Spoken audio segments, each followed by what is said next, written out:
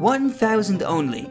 I created an account from scratch, and in each episode I complete a task of 1,000 things. But you, the viewer, decide what my next task is going to be by voting on a poll which I release each video. Now pick your vote wisely, because the profit I make will be invested into better gear to prepare for the next episode. For a full list of the rules and restrictions, check out the description of the video. Are you ready? Let's begin!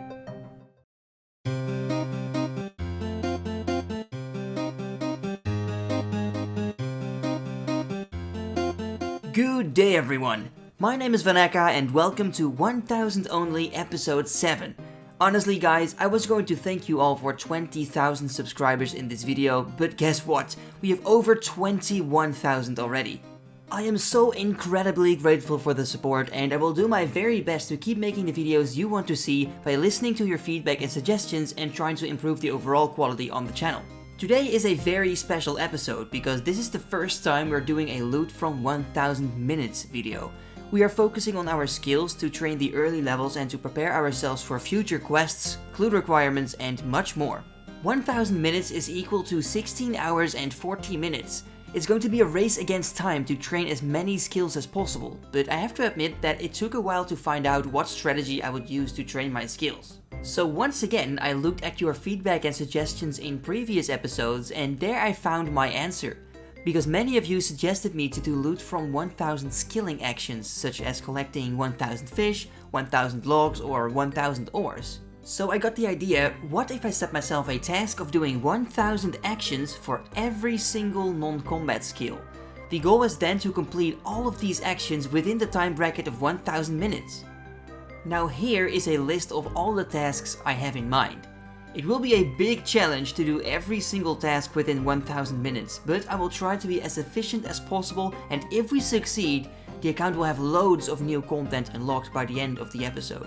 You can pause the video if you want to take another look at the tasks, but if not, then let's prepare ourselves for the objective.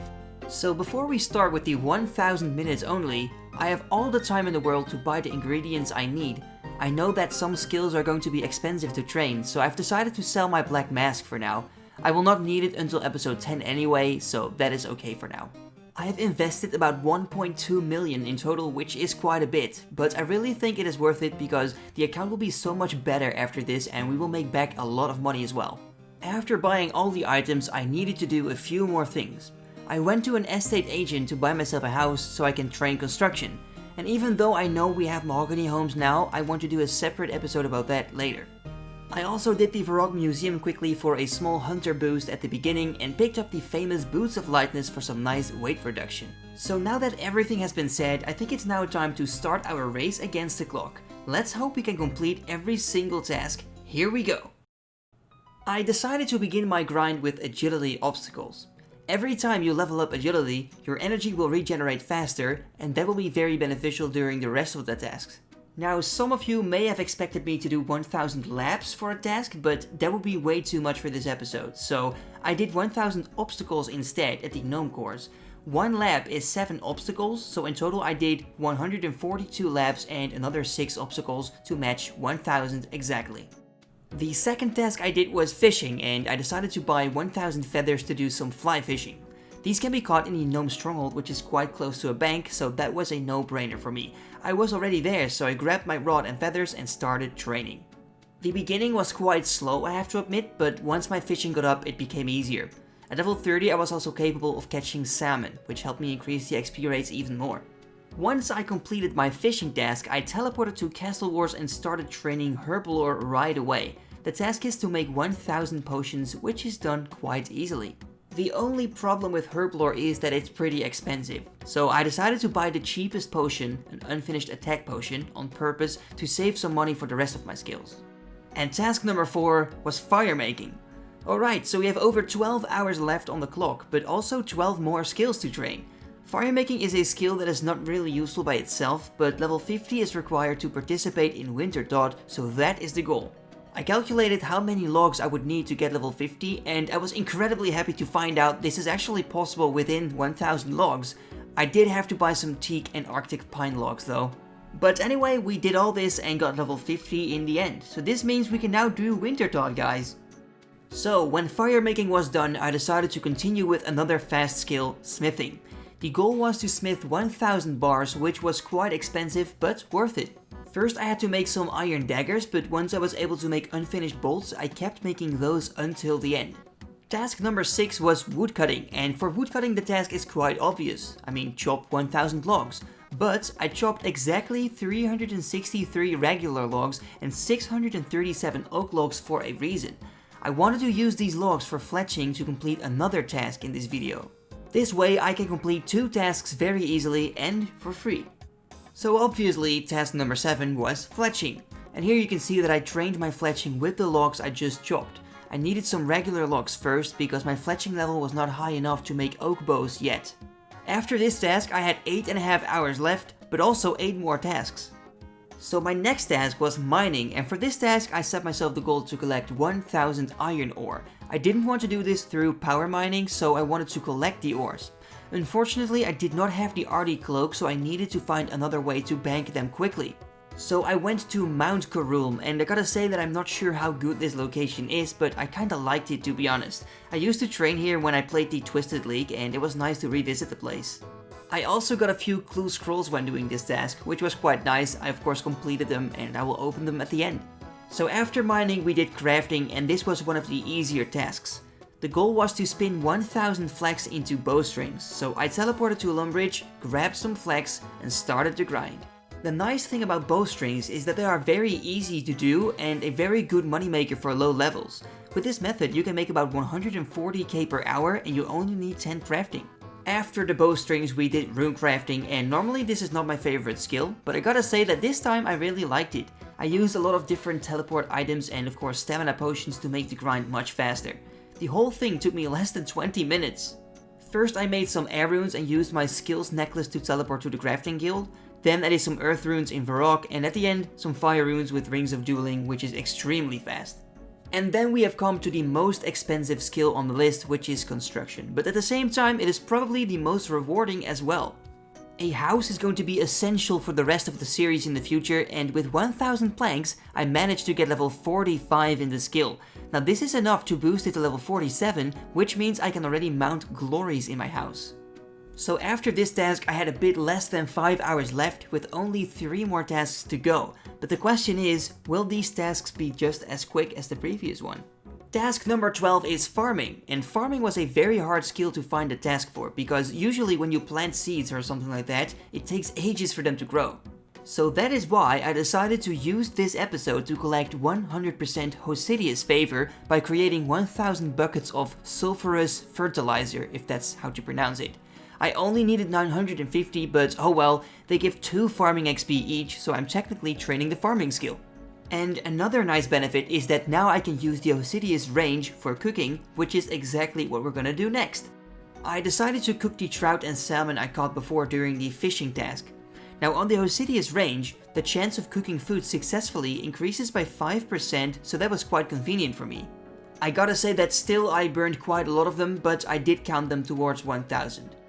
Task number 14 was thieving, and when I thought of the task of pickpocketing 1000 NPCs, I thought it was gonna be incredibly easy. But then I was reminded of the fact that being stunned is one of the most annoying things in this game. Time was already running low, but I wanted to complete this task at all costs. I went from men to farmers, and from there to warrior women.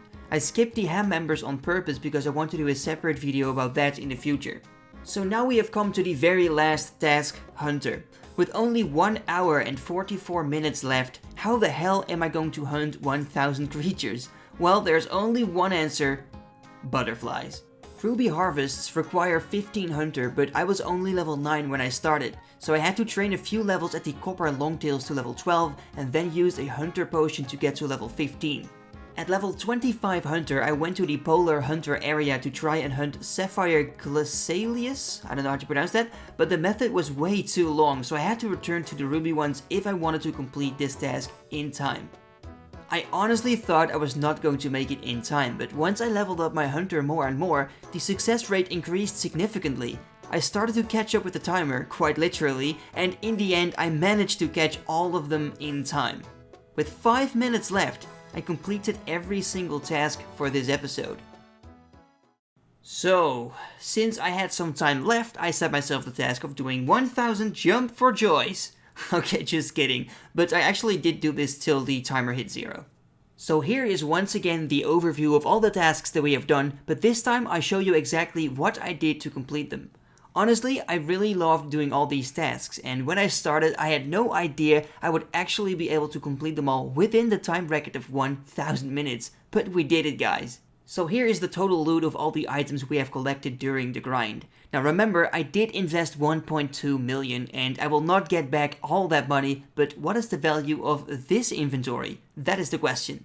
Alright, so the price checker says that we have about 515k here, but there's only one way to find out if that is correct. So let's sell everything to the Grand Exchange.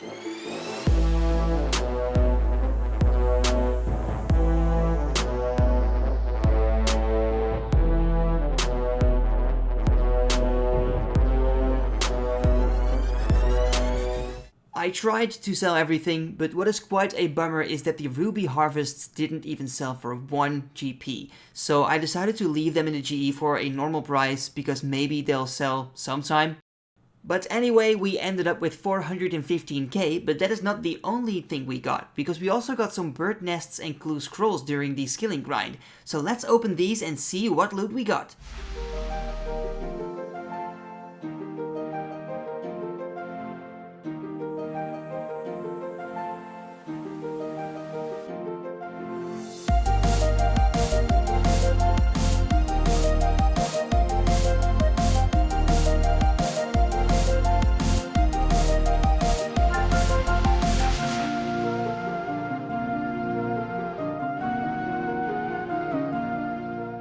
So after opening, crushing and selling everything, we got 93k, and that gives us a total of 508k for this episode.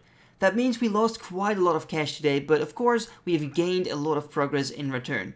And now it's time to show you how much progress we have actually gained, because we have increased a whopping 372 total levels. By training all these skills, I have unlocked loads of new clue scroll, quest and minigame requirements, which will come in very handy for the rest of the series. But, my friends, we are now going to discuss this episode's poll to decide what I will be doing next. For next week, I've added the following options. Option 1 is 1000 TzHaar-Ket, Option 2 is 1000 Felidar Guards, and Option 3 is 1000 Harpy Bug Swarms. Now, as you all know, every option has their own benefit. If we are going to do TzHaars, I will also make sure we can use fairy rings. If going for the Felidar Guards, I will do the Felidar Medium Diary to receive clue scrolls at a higher rate from Felidar Guards. And should we go for the Bug Swarms, I will complete Monkey Madness first and get a Dragon Scimitar.